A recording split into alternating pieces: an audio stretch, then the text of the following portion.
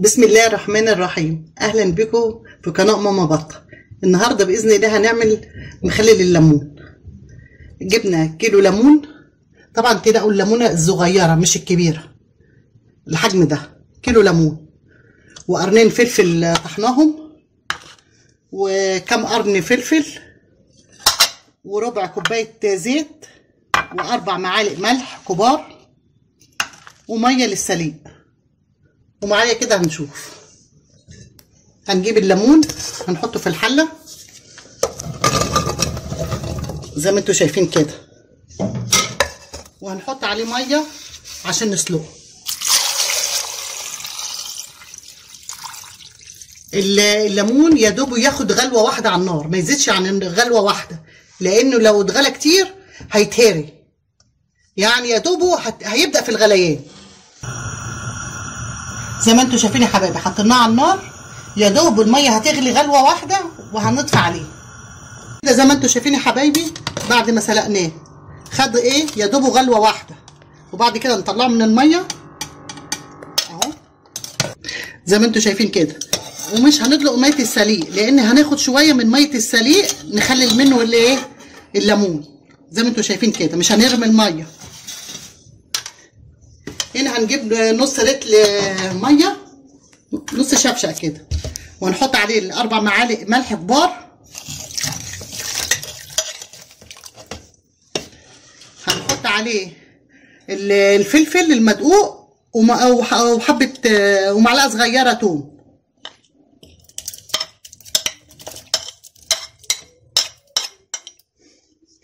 مش هنحط على الليمون خل، لان الخل بيهريه. وهنحط ايه ربع الكوبايه الزيت كله على بعضه.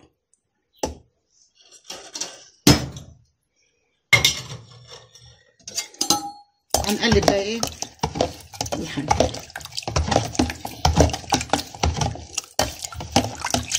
وممكن تحطوا ورقه كرفس فيه، بتديله طعم حلو او ريحه حلوه.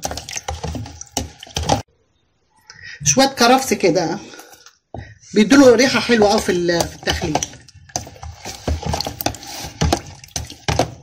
وهناخد كوبايه ميه ليمون من اللي احنا سلقناه، هناخد كوبايه زي ما انتوا شايفين اهو، كوبايه ميه سليق الليمون هنفضيه على الايه على الحاجه.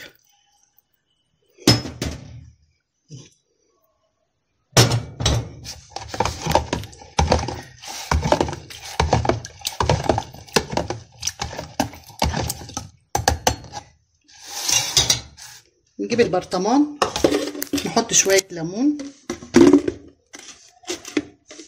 شويه فلفل، نحط شويه ليمون وشويه فلفل، ويا ريته ما يكونش فلفل حراق عشان ايه عيالنا. زي ما انتوا شايفين يا حبايبي، بنحط رصه ليمون ورصه فلفل. ايه، واللي عايز يعمله ليمون خالص براحته، واللي عايز يعمل فلفل وليمون برضو براحتكم، ده اللي انتوا عايزينه. والبرطمان اللي موجود عندكم، برطمان بلاستيك، برطمان ازاز، اللي موجود عندكم تعملوه. وبعد 3 ايام تاكلوا منه. اول ما تلاقوا الفلفل اللي لونه اخضر ده لونه بقى اصفر، تعرفوا ان هو خلاص تاكلوا منه. هو 3 ايام تاكلوا منه على طول. بس اهم شيء في السليق ما تخلوش يتسلق قوي عشان ما يتهريش اهو زي ما انتوا شايفين كده. وبعد كده هنحط الايه الحاجه اللي احنا عملناها.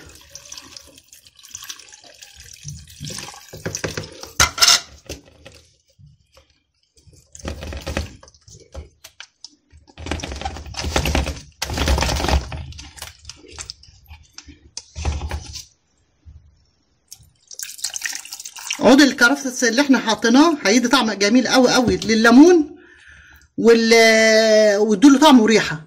وحبه الزيت اللي احنا حاطينه بس ما تكتروش زيت، ربع كوبايه على الكيلو الليمون، حبه صغيره، بيديله لمعان وبيخلي الليمونه شكلها حلو، بس ما تكتروش الزيت زي ما انتوا شايفين كده يا حبايبي.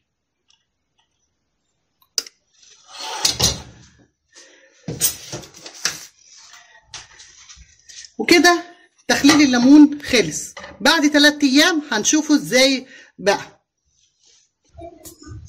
زي ما انتم شايفين كده يا حبايبي، بعد ما فات 3 ايام بصوا لقينا الليمون استوى اهو، والفلفل بقى لونه ايه؟ اصفر. لما الفلفل لو اخضر ما نفتحش عليه، لو لقينا الفلفلايه بقت صفرة زي ما انتم شايفين نفتح عليه اهو، زي ما انتم شايفين اهو، ولا عليه حاجه ولا بتاع. بص جميل ازاي. هطلع لكم شويه منه تشوفوه.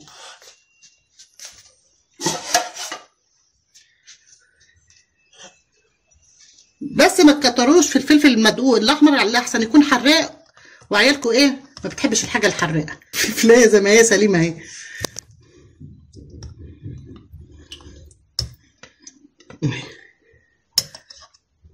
وادي الليمون.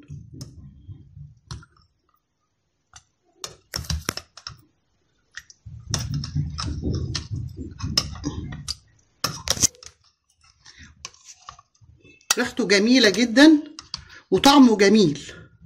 بص اللمعان فيه، حبه الزيت اللي حطيناهم اداله لمعان ازاي،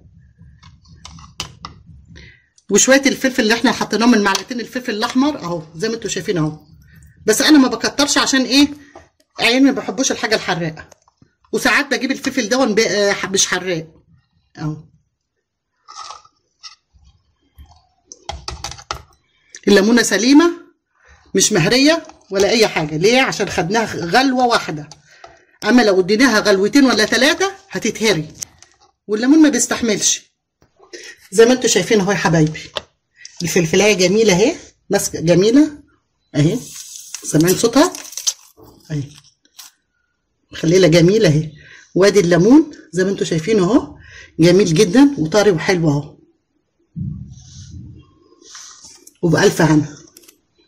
لو عجبكم الفيديو اشتركوا في قناه ماما بطه، واستنوني فيديو جديد. والسلام عليكم ورحمه الله وبركاته.